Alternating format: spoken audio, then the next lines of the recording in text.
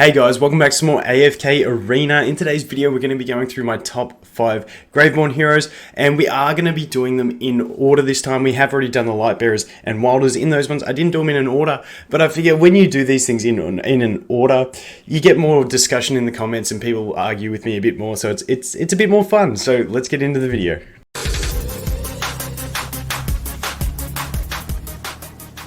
Before we get into it, at the end of the video, I will go through why I chose the heroes that I chose and the reason that a couple of them got left out. But hey, it's a list, you got to do it. So let's get into number 5 on the list, and that is going to be Isabella. Now, the reason Isabella's here is because in early game, I'm not a big fan of her, but towards the late game, she gets really nice. She does some huge burst damage, and at the end of the game, burst damage is what it's all about, targeting the weakest enemy, getting them down, and also really good for PvP as well. So basically, her ultimate, she does a really wicked animation. You can see it here.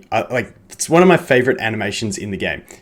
Probably why she got to number 5, but it just does really nice damage. Hits random enemies, just goes and bursts. It can shred people. The other awesome thing about it is that she gets immunity to control abilities while she's using it, so really nice to get some CC immunity in anything in the game. So that is really nice. Next up, this is the Void Barrage. This becomes her auto attack basically when she gets it, and it's just a really nice attack that attacks the weakest enemy. And as you can see, you get damage raised each time it's successfully cast, and then the damage can be stacked, and it just gets bigger and bigger with the damage. So it's really nice. That does become her auto attack. If we check here, you can see it's the only ability she does cast, and there you go. She's attacking the back row enemy because it is the weakest enemy, and targeting the weakest enemy is really nice because you're going to get more damage into them and kill them faster, and it can have some nice synergies with some other heroes. So that's that one. Then we've got this one here. She just does this little incantation. You can see there. She basically increases her energy, her leech life, all that sort of stuff, and just basically helps increase her damage output overall. Then we have this one here, which is Surge, and it just increases her casting speed. So basically, it's all tied into using her ultimate and using this Void Barrage. And when we check out her signature item, it's a really nice one. Each time the ability Void Barrage, which is basically her auto attack, has been successfully cast 3 times, which in the ability it gives you that stacking damage. It will release 2 bolts of lightning that will each target different enemies, which is really nice. But also you get the casting speed increase, and then you get the extra 3 bolts to do it with the signature item. So it's a nice signature item. It just basically means when she auto attacks, she's going to do extra attacks with the auto attack eventually. So it's really nice. And like I said, she is pretty much just there to use her auto attack and to use her ultimate, and everything else is based around getting her to her ultimate quicker or stacking the damage on her auto attack. And it's really nice. Like I said, the fact that she can target the weakest enemy with her auto attack really does help her out. So that is Isabella. That's why she's number 5 on the list. Coming in at number 4, we have Baden. Now, this guy is here basically for the guild hunts. You can get some fun use out of him in campaign, but in campaign, I just feel there's better options. But for the guild hunts, he's just absolutely amazing due to the fact that he's all about spamming those phantoms all across the field. And it just, if you have the phantoms with the Lucius and the Lucius can keep shielding them, he can just do ridiculous damage. So his ultimate, basically he summons an additional phantom. Really nice. This ability is him summoning a phantom. This ability is, he does a 3-stage attack, dealing damage to the targets, but his phantoms will also do this. And when Baden or his phantom use this ability, damage dealt to the enemies will be increased by 10% for 7 seconds. So ability can be stacked. So once he's got those phantoms, it's basically just a flat out damage increase against the boss, which is really nice. And then this one, his attack rating is increased by 3% for every phantom on the battlefield. He's also able to mitigate 20% damage for every phantom on the battlefield. Now, he gets attack and mitigation for the phantoms. Like I said, in those long fights like the guild hunts, he gets a lot of phantoms out there, and if you have a way to support them, like a Lucius to put shield on them, they're basically just going to survive a long time, and it's just going to stack his damage. They're going to be doing more damage, and it just becomes, it's just a recipe for a truckload of damage in a long fight. Is basically what he's there. Throw some phantoms out and get that damage in, and he's just probably the best option for guild hunts, and that's why he's on this list. Absolute beast. And if we look at the signature item, each time a total of 4 Phantom Badens disappear from the battlefield, he will initiate the effects of his Phantom Strike ability. Now, this one, you want to keep them alive, but eventually they will die with something like Riz or Soren's AoE attack. So eventually they will die and you'll get this into effect, but it's not as important as the fact that you just want to spam the field with those phantoms and shield them and keep them up there as long as possible. So that is Baden. Let's take a look, and pretty much that's pretty much the gist of him. Just get those phantoms out there, keep them alive, it'll stack his damage, it'll get them dealing more damage, and it's happy days. And as you can see, there you go, they just start spamming the field, and it becomes really, really nice. There you go, there's the two with the ultimate. Once he gets skill ups, he's pretty much a beast. Pretty much a beast, and that's why he's on the list. There's not much, it's very simple. Put phantoms on the battlefield, increase your damage, and win against the guild hunts. That's Baden. But he does have some nice use in campaign. I love the idea of the phantoms and stuff for distracting things like a Brutus or a Warwick, to turn them around and waste some of their abilities. You can make Brutus spin on them. You can make Warwick turn around and beat on them, and it's just really nice. Same as what Grizzle does with his. It can be really distracting and actually come in really handy in some stages. But that is Baden. Moving into number 3, and that is going to be Nara. If we were looking at specifically endgame list, I'd probably put Nara to 2, because it's overall, we have got her at number 3. Now, she's an absolute beast. I just did my video on ascending her, and I absolutely love this chick. Her ultimate is basically an execute that's going to deal really high damage to low health enemies. It can kill things like Brutus through his shield, so it's just really, really nice overall. This ability, she hits a nearby enemy, leaving stunned for several seconds, and proceeds to hit them with attacks. Basically, she's going to take their legs out and stomp on their face, is what she does. We'll have a look in a sec, but it's amazing. And then she has this grappling hook, which she uses at the start of the battle, where she uses it right throughout the battle if she's got no one near her, and she's going to grapple the person opposite her. And basically what she does is she does the grapple, then she takes their legs out, then she stomps on their face. It's really nice CC, locks someone out for a long time. And then she has here a passive ability that causes Nara's attackers to lose 90 energy each time they deal damage to her. Each enemies can suffer energy loss up to a maximum of 4 times within 10 seconds. So this is really nice. With skill ups, it goes to 110, but it's a good way that she can grapple an enemy. It's a real threat. If you don't want them to get their ultimate off, they're going to have to target her. Once they get out of that big CC chain at the start, they're going to start attacking her, reducing their energy, which means it's going to be tough. So she's an absolute beast endgame, because it's all about burst damage, and that's basically what it's: burst damage and hard CC. And as you can see, she's got the hard CC at the start of the battle, and then she's got the massive burst damage when someone gets low to just completely execute them.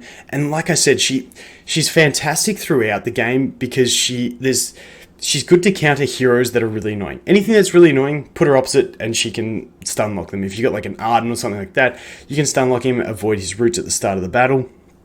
If you've got something like a Sylvina, which is a real pain throughout the game, who snipes your mages, you can just put her opposite the Sylvina. The Sylvina will dart to the mage, or the support hero, whoever the cloth wearer is, and then she'll just grapple them away, and basically that's that done. Then you've got the Brutus. The Brutus is really, really annoying for a lot of people throughout the game, and she can just destroy him through his shield, so it's all good. Now, the other fantastic thing about her is her signature item, which basically, when an enemy's low enough to be executed, if the enemy in front of her isn't low enough for her to use her execute on, she will grapple the enemy that is low and use it on them. It's just really nice. And then with her skill ups there, it basically means she gets extra leech life from it.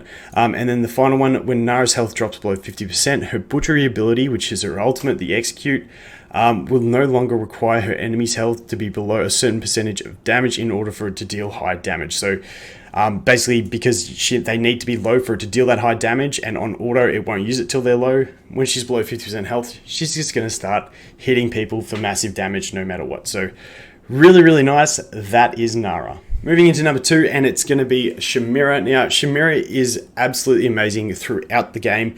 She does hit the stage where campaign shifts from, and from what I'm hearing from people, I'm still finding her absolutely fantastic on chapter 23. People are saying around chapter 25, 26 is when she drops off and when you start needing real burst damage. She really does shine at the stages before you have your whole team at 240 plus, because she can out level and then she can just carry your whole team. But even when she does get to that end game stage where she drops off in campaign because she doesn't have the burst damage, that's when she really shines against the guild hunts like Riz and Soren, just because of her signature item increasing that damage of her ultimate. And she's just really solid for a lot of events in the game, the Twisted Realms and stuff like that. She's just fantastic everywhere. So even though she does drop off in the campaign and late game, she is still fantastic throughout the game. One of just the best all-round heroes in my opinion. So her ultimate, I think everyone knows what Shimmer does. Her ultimate, she looks like she farts, puts all these ghosts on the screen, and they just deal damage to everyone and heal her up, which is really nice. You've got Soul Siphon, which would be fantastic if this just got removed from the game. Like, I'm not gonna lie, the amount of times you want Shimmer to ultimate when she's using this, it's frustrating. If they implement a fix to allow her to ultimate while she's casting this, it would be fantastic. Just cancel the Soul Siphon, use your ultimate Shimmer. That's all I'm asking. Then we got over here, she deals damage to an enemy and simultaneously prevents them from casting abilities for several seconds. It's a nice little interrupt. And then over here we have she deals more damage the more health she possesses. And it can be increased by up to 30% crit rating as well. But basically, Shimmer is all about the ultimate getting it off and just destroying everyone. And then we have the signature item, which stacks on top of that to make her a good single target attacker. Because once you see here, her ability will deal 48% extra damage when there's only one target. And then, you know, it's basically the damage of the ultimate scales on how many enemies are left. And when you've only got one enemy in the guild hunts, you're going to get some really nice damage out of it. So let's take a look. And like I said, it's all about her not using the Soul Siphon when she's ready to ultimate. The interrupt is really nice in a lot of stages. Early game, when you're going through, you'll end up with a lot of 1v1s with things like a Niru and stuff like that. And when she interrupts at the right time and stops an enemy using an ultimate, it's really clutch. So really glad that she does have that interrupt. But yeah, it's all about putting those little souls on the screen and just destroying everyone. So that is Shimmer. Stepping into number 1 on the list, and that is going to be Pharrell. Now, I've covered this guy a fair bit of late. He's not so great early game. It's all about the skill ups for him. He really does shine late game, but he's just that good late game that even the fact that he's not so great early game, he gets number 1 on my list. He's the entire package. It's all about putting just haunting the enemies and basically reducing their energy, and pretty much just he destroys everyone. So let's go through his skills. We'll do the ultimate last. We've done this before. He fires an arrow, leaves a spirit on an enemy, and it haunts them. And I'm not going to go through it all specifically because I feel like I just did it in a recent video. He's got this ability which terrifies 3 enemies for 3 seconds with max skill ups. He's got this one which summons a spirit from fallen heroes. And basically what happens is all his abilities add skill ups to these spirits, and they just basically attack quicker, last longer, interrupt their enemies, reduce their energy, and it's super frustrating. Then he's got this ultimate which is going to deal more damage based on how many of them are on the field. And then on top of that, sorry, not how many are on the field, how many are on the enemy. And then on top of that, he's got this signature item, which is one of the best in the game. Normal attacks will cause an evil spirit to haunt the enemy if the target is a critical. So you want him to get crits, and he's going to put more of those spirits out there. And then when we look at this at max skill, attack rating for all enemies are reduced by 3% and health recovery rates by 10% for every spirit that is haunting an enemy. And you can stack these spirits really quickly, meaning you get a massive health recovery reduction rate of 80% once it's full stacked, and then you get the big attack reduction for your enemies as well. It's just a fantastic signature item, even though it's a bit of a boring one where you don't get any cool effects. It's just sort of numbers. The numbers are really good, so it's worth it. So that is Pharrell. For me, just he's got that hard CC where he can fear enemies. He's got the energy reduction for them. He's got the health recovery reduction. He's got the attack reduction. What else has he got? He's got the whole package. He's really, really frustrating, and that's it. He's got those little phantoms. They also interrupt. So it's just he's got really nice damage, really nice burst damage with his ultimate once it ramps up. He's got the CC. He's just, like I said, the all-round package. And there is a lot of CC there. So that is why Pharrell is going to be number 1 on my list. And now we can talk about why, because I know there's going to be comments. Where's Grizzle? Where's Thorin? Basically, these other heroes I see having a really, really nice use in the game, where the others, basically where they can, let's go over here. So, Thorin and Grizzle, both really, really nice. I love the Grizzle on my Graveborn account. He's fantastic for me. The problem with these is, the other 5 I can see always having a position in the game against any hero from another faction.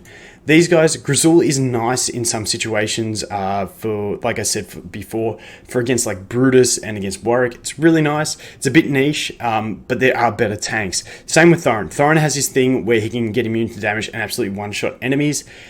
It's a nice thing, but just all round, there's better tanks in my opinion. So I know there'll be some people that disagree. Let's talk about it in the comments, because the Thorin thing is pretty cheese, how you can take some gear off of him, basically make him take a bunch of damage while he's using his ult, and then destroy just one-shot enemies. It is really nice, but I still think there's better tanks in the game, and that's basically why I left tanks out of the list on this one, just because the other factions have tanks that I'd rather use in position than these two. In a Graveborn team, yes, they'll be really nice. But yeah, that's the best way I can explain why they're not on the list. If you guys would have put Grizzle or Thorin on the list, who would you have removed? That's my big question. But that is going to be it for my top 5 Graveborn. If you want to see the Lightbearers or Wilders edition, I'll leave them linked in the description below. But that is going to be it for this one, guys. Thanks for watching, and I look forward to seeing you in the next one. Cheers.